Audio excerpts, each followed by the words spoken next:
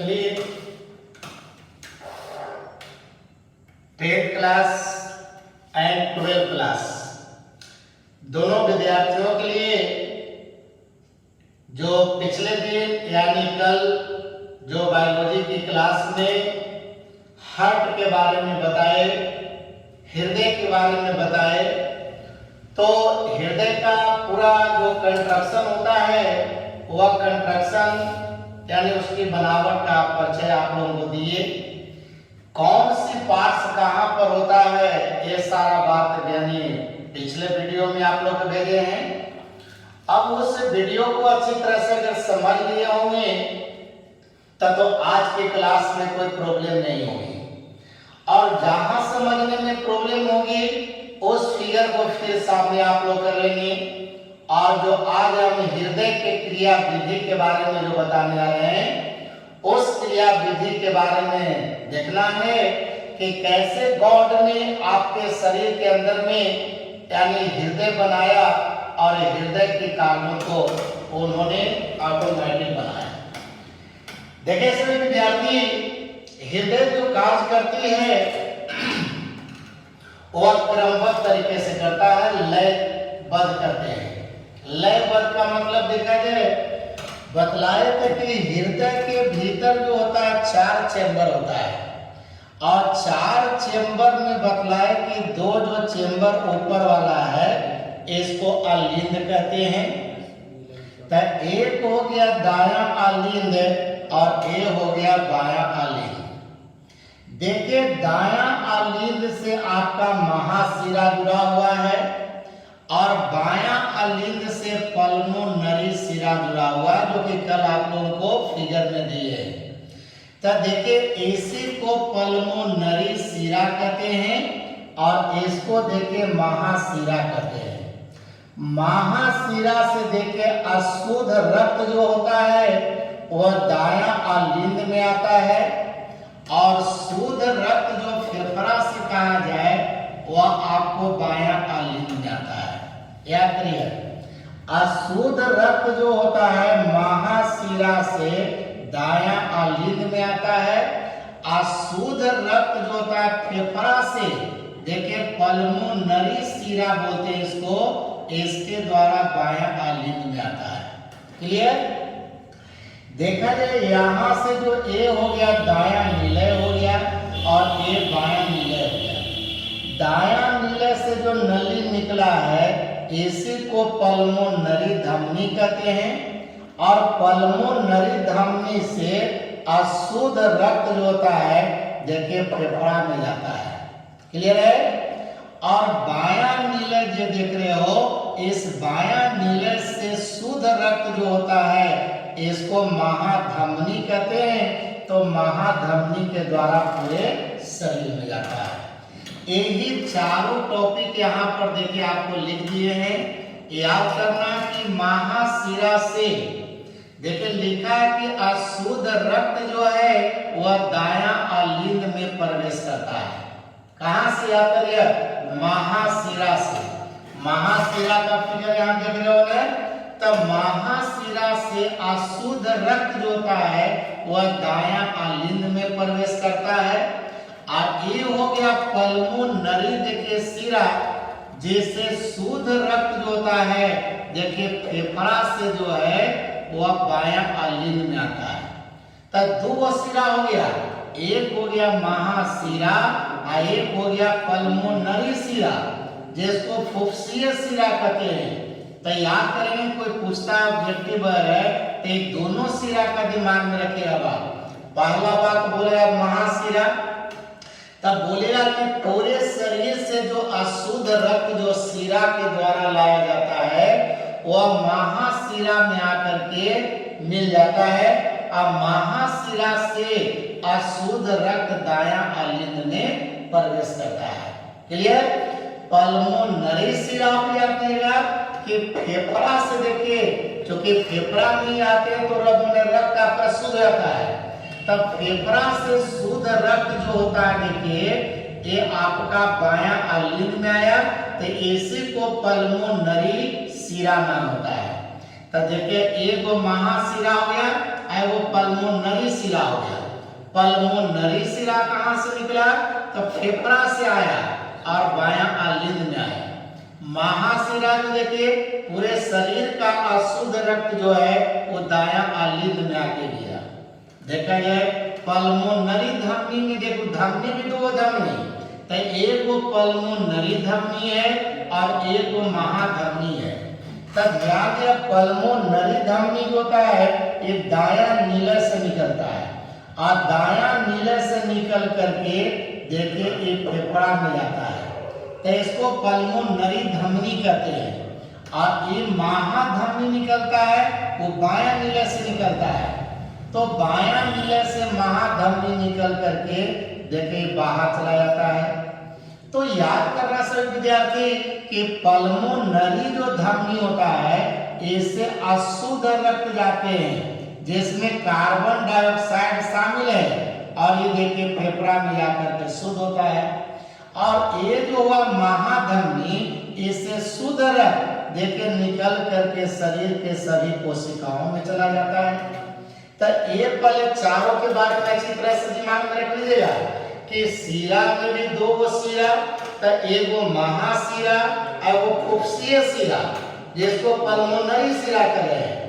फिर धमनी में याद करिए से विद्यार्थी, धमनी भी दो तरह की धमनी, तो एक वो पल्मोनरी धमनी और एक वो महाधमनी। ये चारों के बारे में देख लिए, आप चारों नोट भी कर लिए होंगे, तो नोट कर लीजिए जल्दी से लड़के। तो एक चारों नली के बारे में जो पूछे आपसे, तो चारों नली के बारे में ठीक ढंग से बोलेगा। शिरा में दोनों शिरा की कहानी और धमनी में देखो दोनों तरह की धमनी की कहानी। अब देखा जाए तुम्हारा हृदय काम कैसे करता है, कैसे ब्लड इधर से उधर हो जाता है, इस बात पर थोड़ा सा गौर करेंगे जिसकी चर्चा हम करने जा रहे हैं। इतना आप लोग नोट कर लेंगे काफी पहले कि शिरा में देखिए दो शिरा, धमनी में भी दो धमनी, तो दोनों धमनी में कौन कौन धमनी और कहां से निकलते हैं, ये सारी बात आपके दिमाग में आ गया होगा। अब चलिए सुनिएगा सभी लड़के, होता है क्या कि देखिए हृदय की जो चार वो कोष्ठ है, चेंबर है, तो ये दोनों अलिंद जो ऊपर में देख रहे हो, ये अलिंद जब सिकुड़ता है, याद करिए अलिंद जब सिकुड़ता है तब ये देखिए नीले फैलता है, और नीले जब सिकुड़ता है तब ये फैलता है। बात समझ रहे हो? तो यहाँ पर देखिए हृदय में जो सिकुड़न होती है, ठीक है, कहता है हृदय में यानी संकोचन, तो संकोचन का मतलब होता है सिकुड़ना, ठीक है। तो हृदय में जब संकोचन होता है, अब संकोचन की क्रिया ये दोनों में होती है, चाहे वो कहा जाए अलिंद है तो अलिंद में भी होता है और नीले में भी होता है। तो जो संकोचन जो सिकुड़ने की क्रिया होती है इसी को हम लोग सिस्टोल कहते हैं। याद करेंगे सब लड़के, तो सिस्टोल कहा जाता है। और यही जब हृदय जो होता है फैलते हैं, तो हृदय में क्या होता है कि शिथिलन इसको बोलते हैं। तो शिथिलन का मतलब फैलना, तो शिथिलन माने क्या हो गया? फैलना। तो ये जब समझिए कि अलिंद या कहता है कि नीले, ये जब फैलते हैं तो फैलने की क्रिया को ही डायस्टॉल कहा जाता है, ठीक है। तो डायस्टॉल और सिस्टोल, ये दो बात पहले दिमाग में रखिएगा। दूसरी बात दिमाग में रखना सब लड़कों को कि अलिंद में सिस्टोल अगर होता है तो इसमें डायस्टॉल होता है, इसमें जब डायस्टॉल होता है तो इसमें सिस्टोल होता है। यानी ये दिमाग रखिएगा कि जब अलिंद में, यहाँ पर याद रखिएगा अलिंद और देखा जाए एक हो गया नीले, ठीक है। तो यहाँ पर बताएगा सब लड़के, तो दो गो अलिंद भी हो गया और दो आपका नीले भी हो गया। तो याद करेगा कि जब इसमें सिस्टोल की क्रिया जो शुरू होता है तो याद करेगा कि इसमें डायस्टॉल की क्रिया होती है।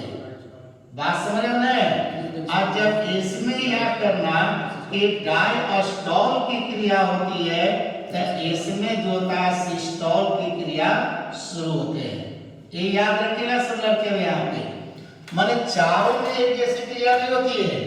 अगर इसमें जो है फैलने की क्रिया होगी तो सिकुड़ने की क्रिया होगी, अगर ये सिकुड़ने की क्रिया होगी तो फैलने की क्रिया होगी। और अगले ही दिन बताए थे कि हृदय जो होता है एक विशेष प्रकार की मांसपेशी का बना होता है, एक जिसको कहता है हृदय पेशी और जिसको अनैच्छिक भी कह सकते हो।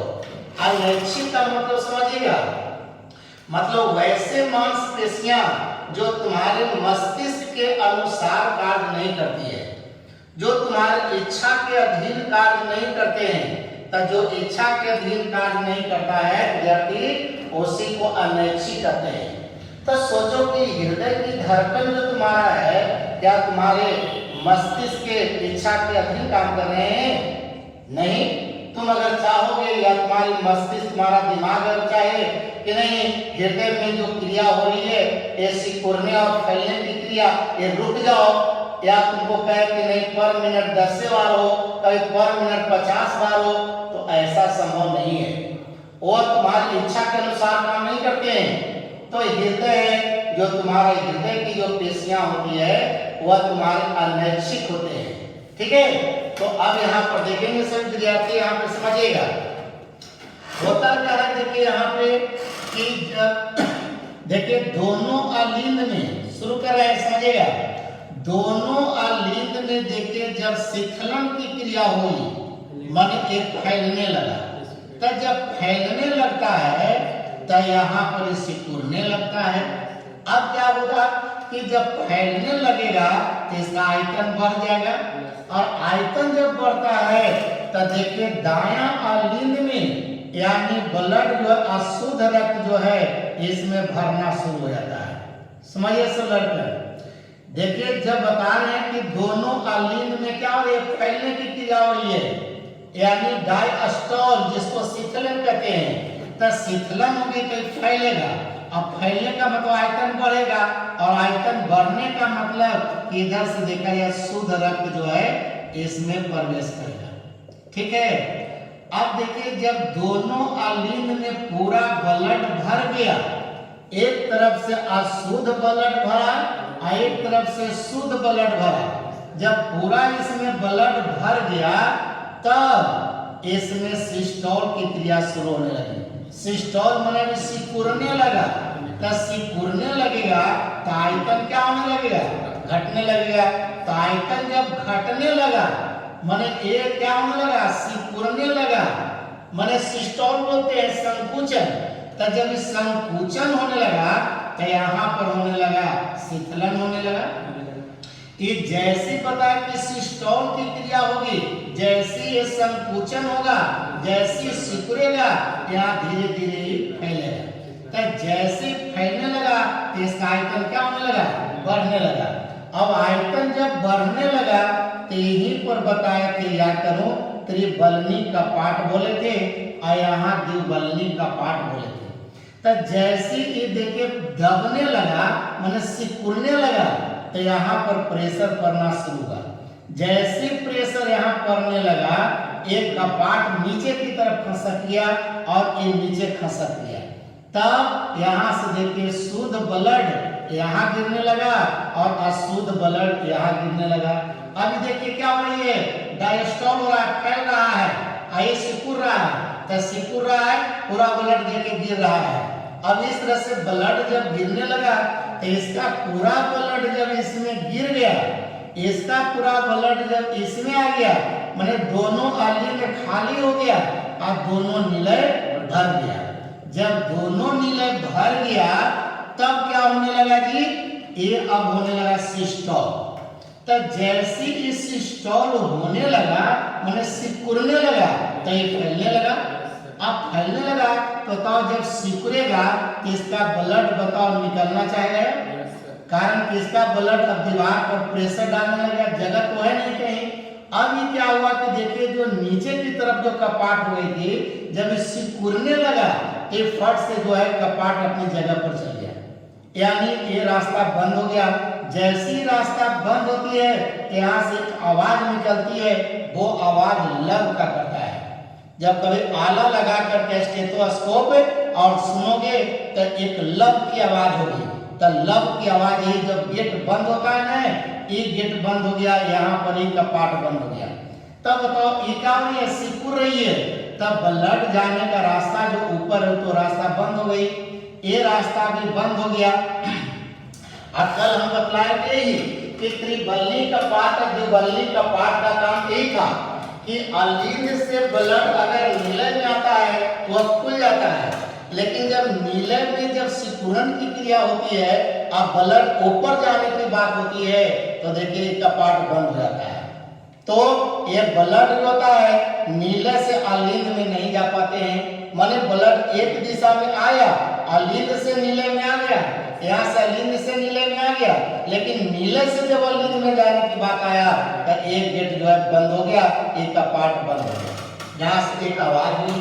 तब चलिए इसका पूरा ब्लड गिर गया, इसका पूरा ब्लड गिर गया। अब ये बताओ यहाँ होने लगा सिस्टोल और यहाँ डायस्टोल, माने ये फैलने लगा और ये सिकुड़ने लगा। तब सिकुड़ने लगा तब ब्लड निकलने का रास्ता तो चाहिए। तब देखिए जब ये सिकुड़ने लगा तो यहाँ पर जो अर्धचंद्राकार जो कपाट था यहाँ पर कपाट खुल गया और एक कपाट खुल गया। अब उच्च प्रेशर के साथ देखिए ब्लड यहाँ से देखिए इस नली में चढ़ना शुरू हुआ, क्योंकि देखिए सिकुड़ रहा है। अब सिकुड़ रहा है तब ब्लड एक स्पीड के साथ देखिए ये दोनों नली में मतलब महाधमनी में भी और पल्मोनरी धमनी में ब्लड झटके के साथ निकला, और झटके के साथ जब निकला तो इसका पूरा ब्लड जब देखिए चढ़ गया तब बताया कि इसमें सिकुड़न की क्रिया रुक गया। जब सिकुड़न की क्रिया रुक गई तो फिर बताओ ब्लड गिर सकता था ना, तब ब्लड गिर सकता था, लेकिन हमने बताया ब्लड का प्रवाह एक ही दिशा में। जब ब्लड चढ़ गया तो उसके बाद देखिए गेट यहाँ पे बंद हो गया। जब गेट बंद हुआ यहाँ पर जवाब में आवाज होती है वह डब की आवाज करता है। यहाँ आवाज किया था लब का और यहाँ आवाज हुआ डब का। तो एक लब और एक डब अगर हो गया इसी को एक धड़कन कहते हैं। क्या कहते हैं? एक धड़कन। अब कहता है कि एक स्वस्थ मनुष्य का हृदय 1 मिनट में 70 से 72 बार धड़कता है, जिसको हार्ट बीट कहते हो, हृदय स्पंदन कहते हो। वह हृदय स्पंदन की गिनती कैसे होती है? एक लब और एक डब, समझिए एक धड़कन हुआ। 70 से 72 बार कहते हो, एक मतलब 70 बार ई गेट बंद हुआ और 70 बार ई भी बंद हुआ, तो समझो 70 धड़कन हो गया। धड़कन है। अब देखिए पहले तो बताओ इसमें हो रहा था कौन चीज, यानी डायस्टोल हुआ। तब डायस्टोल हुआ तब ब्लड इसमें आ गया। जब इसमें सिस्टोल होने लगा तब देखिए ब्लड इसमें आ गया। जब इसमें देखिए सिस्टोल होने लगा तब ब्लड इस नली से जाया। अब देखिए जब इसका पूरा ब्लड देखिए चढ़ गया दोनों धमनी में तब ये खाली हो गया।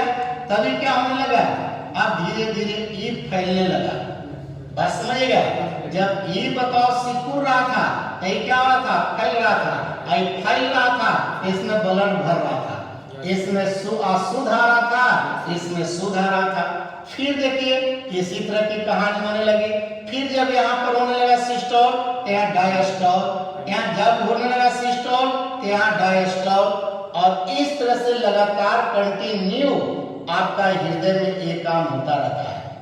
तो हृदय में देखिए ये पल्मोनरी धमनी और महाधमनी में ब्लड जो है देखिए एक स्थिति में गया। जब देखा कि नीले में जब सिकुड़न होने लगा, सिस्टोल होने लगा, तब बताओ ब्लड इसमें बताओ इस धमनी में और ये धमनी में ब्लड प्रेशर के साथ बढ़ा कि नहीं, तब ये जो प्रेशर हुआ इसी को सिस्टोलिक प्रेशर कहते हैं।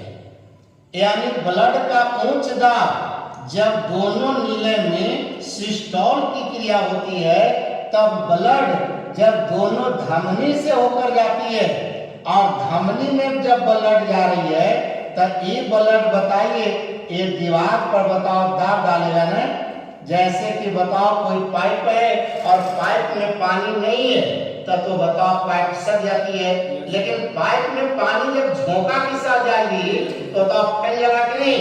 तेकर मतलब वो पानी का अणु जो है वो पाइप की दीवार पर दाब डालता है। ठीक उसी प्रकार से जब नीले में सिस्टोल की क्रिया होती है तब ब्लड एक उच्च स्पीड के साथ यानी दोनों धमनी में जाती है। अब दोनों धमनी में जाती है तब ब्लड के द्वारा ये बताओ धमनी के जो दीवार है उस पर जो दाब डाला जाता है उसी को सिस्टोलिक दाब कहते हैं या उसी को सिस्टोलिक प्रेशर कहते हैं। अब समझिएगा, लेकिन जब बताओ नीले का पूरा ब्लड जब तेजी से चढ़ गया तो बताओ फिर क्या होने लग गया, ये फिर धीरे धीरे फैलने लग गया। जब फैलने लगा तब ब्लड जाना बंद हो गया, कारण कि गेट बंद हो गया। तो एक गेट बंद हो गया, ब्लड जाना बंद हो गया। तो जब ब्लड जाना बंद हो गया कब, जब इसमें होने लगा डायस्टॉल। जब फैलने लगी तो जब फैलने लगा तो बताओ धमनी में रक्त जाना बंद हो गया, और रक्त जाना जब बंद हो गया तो उस समय बताओ कि रक्त का दाब जो है ये दीवार पर कम हो गया। और दीवार पर कम हो गया तो इस दाब को कहते हैं डायस्टोलिक प्रेशर कहते हैं। एक मतलब कि धमनी में जो दिख रहा है एक बार सिस्टोलिक प्रेशर है और एक बार डायस्टोलिक प्रेशर है, और एक बार उच्च दाब हो गया और एक बार निम्न दाब हुआ। इसी दाब को ब्लड प्रेशर कहते हैं, जिसको हम लोग बीपी शॉर्ट में बोलते हैं। आप ब्लड प्रेशर जो आप मापते हैं यही मापते हैं सिस्टोलिक प्रेशर और डायस्टोलिक प्रेशर। बात समझ गया। आई दोनों जो था नीले की दिन है, नीले में जब सिकुड़न होगी ब्लड का प्रेशर बढ़ जाएगा, जब ये फैलेगा ब्लड का प्रेशर घट जाएगा। तो ये हाई कितना हुआ और लो कितना हुआ इसको मापने वाली जो यंत्र होता है उसी को स्फैग्मोमैनोमीटर कहते हैं। तो स्फैग्मोमैनोमीटर के बारे में अगर कोई बोलता है कि स्फैग्मोमैनोमीटर, तो देखा जाए स्फैग्मोमैनोमीटर अगर कहता है कोई आदमी तो ये याद कीजिएगा सब लड़कन, इसके द्वारा मापा जाता है बीपी। क्या मापा जाता है? बीपी मापा जाता है, ब्लड प्रेशर जिसको कहते हो।